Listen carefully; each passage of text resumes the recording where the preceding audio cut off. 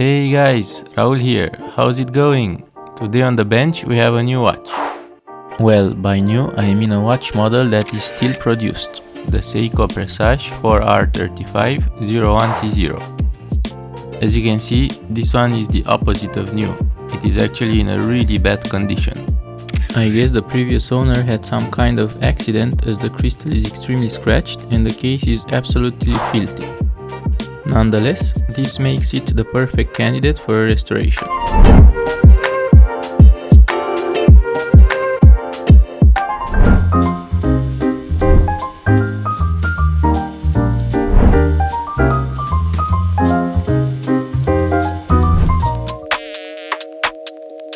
So let's start the dismantling. I had a really difficult time opening this case back.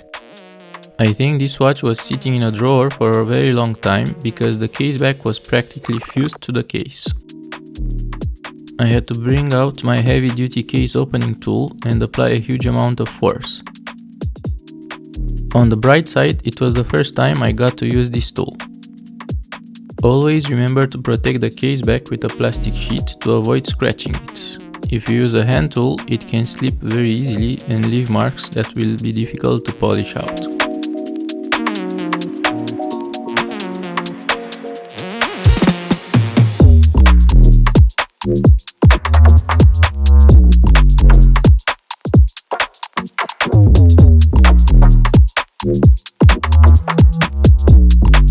With the case back removed, I had a huge surprise.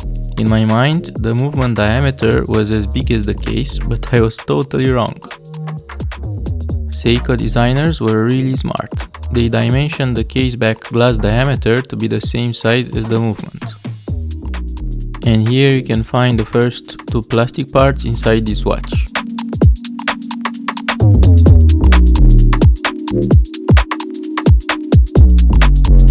But the main selling point of this watch is the dial. In my opinion, it's one of the nicest dials in the entire SEIKO lineup. It reflects light beautifully and it is elegant but not boring. I bet the designers regretted putting this dial on a SEIKO instead of a Grand SEIKO.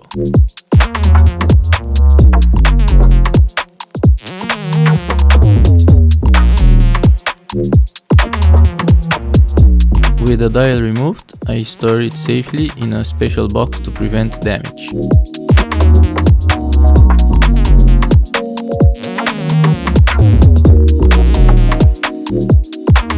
As I already mentioned, the finishing of the movement is not bad. All the visible bridges have those brushed lines that reflect the light really nicely.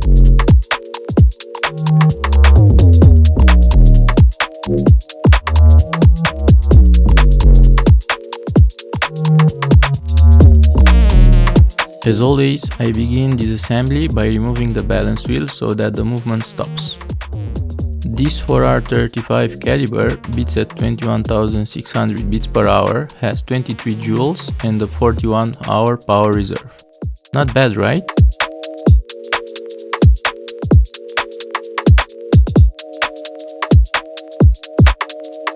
Moving to the dial side, we find the quick set date mechanism held in place by two thin plates.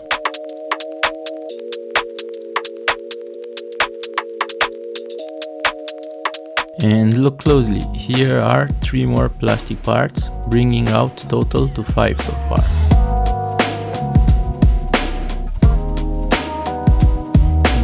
Why I don't like plastic parts? Well, from my experience with vintage watches, plastic always becomes brittle or soft over time due to temperature changes, humidity and aging. And replacing them isn't always easy. After a caliber goes out of production, spare parts are only made for around 10 more years. After that, they become very hard to find to the point where you can't find them anymore. And this stock depletion can go quickly, as all the watches have the same weakness, that specific plastic part. It may be that in some cases, due to the huge demand, you can find aftermarket parts made of metal, but that's not for granted. Switching back to the other side, here we find the opposite of a plastic part, a brilliant piece of engineering called the magic lever, SEIKO's automatic winding module. It was invented decades ago and it works so well that SEIKO is still using it in 2025. This lever translates the rotational movement from the oscillating weight to the barrel and the mainspring. But why the magic? Well, it is not really magic, but it is a cool mechanical gimmick. The magic lever allows the energy to be captured and pushed to the mainspring in both rotation directions. So when you are moving your wrist and the oscillating weight rotates, there is no energy lost, everything is transferred to the mainspring. A clever mechanical system like this is exactly what makes watchmaking so fascinating.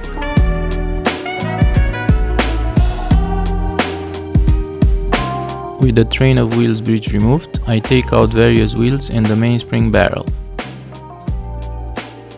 This was a very interesting watch to work on. I started this hobby about a year ago and until now I've mostly restored vintage SEIKOs. This is my first relatively modern watch and I could clearly see SEIKO's Kaizen philosophy, especially in the keyless works mechanism that I am now removing. They commonized parts and changed the design approach with the main goal of reducing the part numbers, cost and assembly time. For example, if you check an old SEIKO like the 56GS, you will find many tiny springs in the keyless works. In this one, those springs are embedded in the actual parts. In this way, they reduce from 2 parts to 1 single part, making the parts cheaper and lowering the labor time. Very smart design.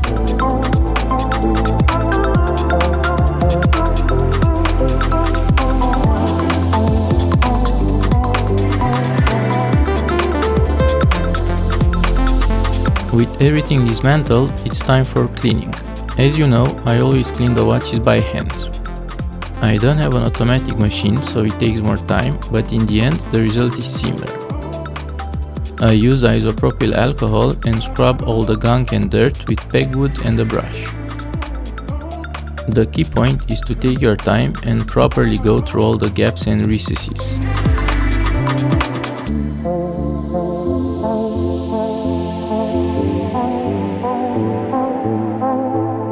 After that, I put the parts into the ultrasonic cleaner for an extra cleaning. I'm not sure if this is really necessary, but it doesn't hurt. Be careful to not put the fragile wheels as they may get damaged from the vibration. As for the case back, its gasket was completely destroyed and it had marks from the oxidation. If you remember, the case back was completely stuck to the case, that's why I had to use my heavy-duty tool. But with a new gasket and silicone, it should seal as good as new.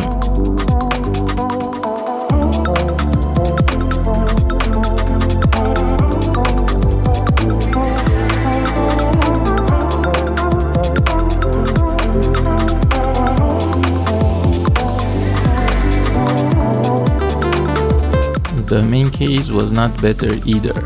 The crystal was extremely scratched. I think the previous owner had an accident, otherwise I can't imagine how the crystal can be so bad. Fortunately, I recently improved my crystal sanding and polishing skills. I used different grits from 800 to 6000, repeating multiple times, then polished using diamond paste from 600 grit to 10,000. It is a very long process, so unless you do this as a hobby, it is usually easier to replace the crystal with a new one. And voila! This is the final result. Everything is nice and clean and ready to be reassembled and brought back to life.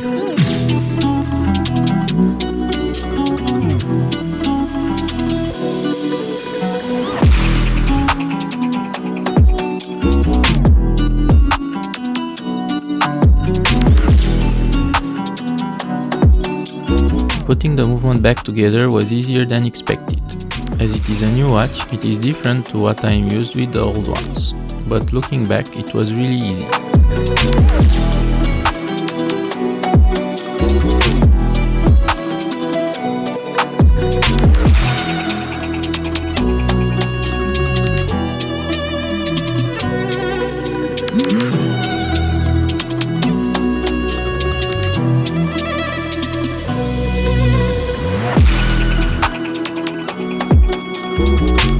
Now reinstalling the center wheel. This is the wheel where the minutes hand is fixed. It is very sturdy as it engages directly with the mainspring barrel, so it gets a huge amount of torque. That's why it is held in place by its own bridge.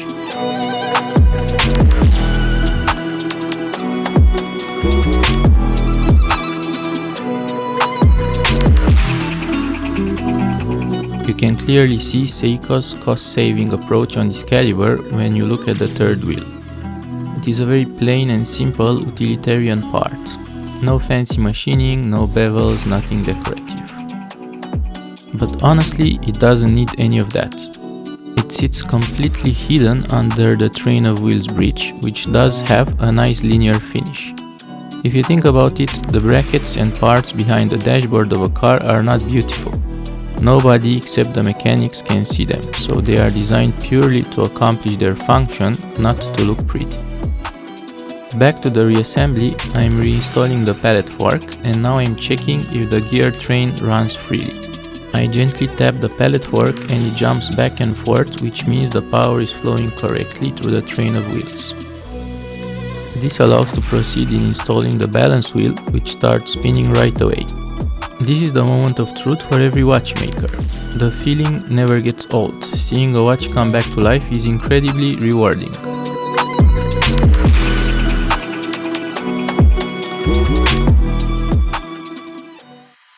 The watchmaker's side is almost complete. Now I install the automatic winding module before moving to the dial side.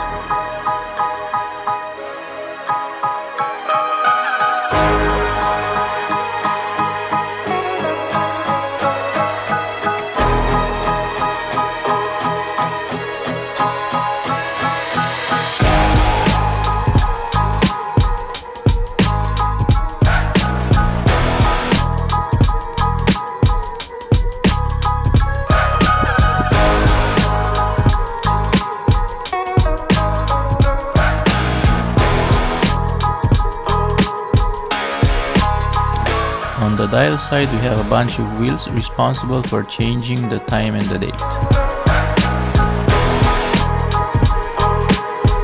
For example, the minute wheel and pinion is rotating the Canon pinion on which the minute hand is installed, allowing to change the minutes.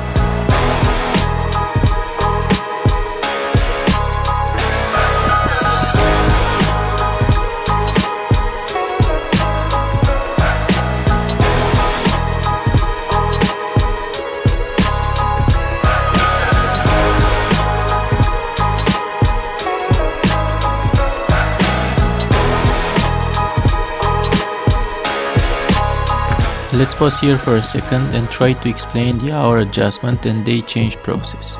The center wheel is the wheel where the hour hand is fixed.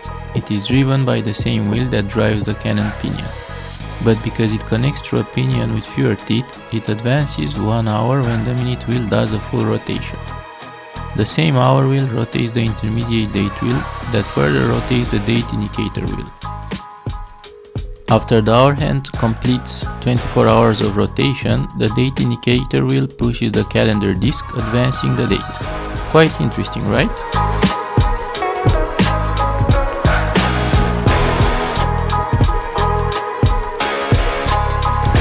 With the plates back in place, I run a quick test before mounting the dial, and everything works perfectly.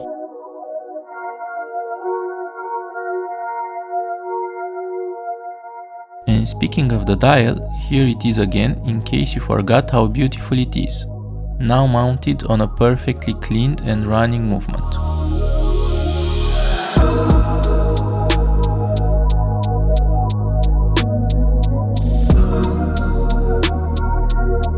Going back to the case, as you remember, I sanded and polished the crystal, making it almost as good as new. Since it isn't press fit, I need to glue it in place using SEIKO's UV activated adhesive. I apply an even layer, not too much, not too little.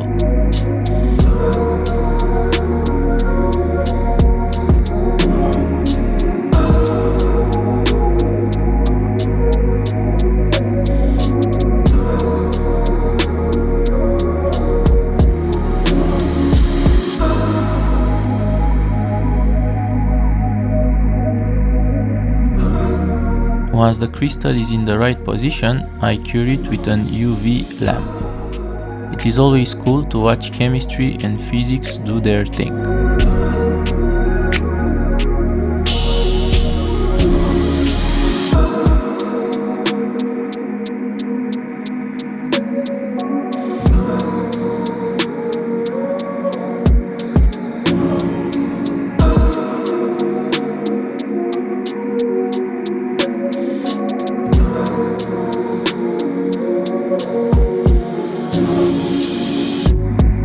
Now I am blowing away the dust so that I can put back the movement in the case. This is really important as you don't want to find some speck of dust once you completed the watch.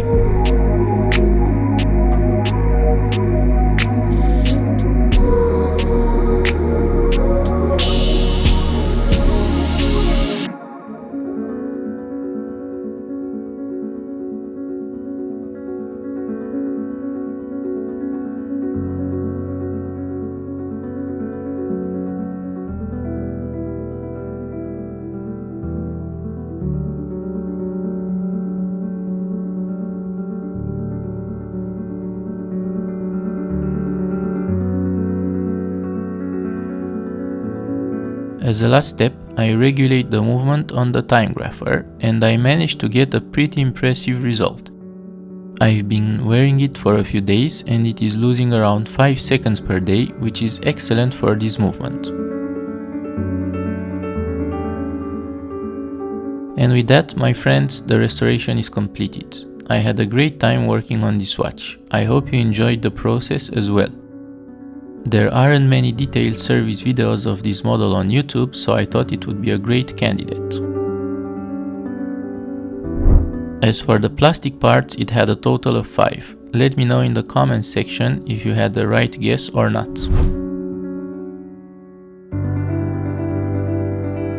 So guys, I really hope that you enjoyed this video. Thanks for watching and I'll see you in the next one. Cheers!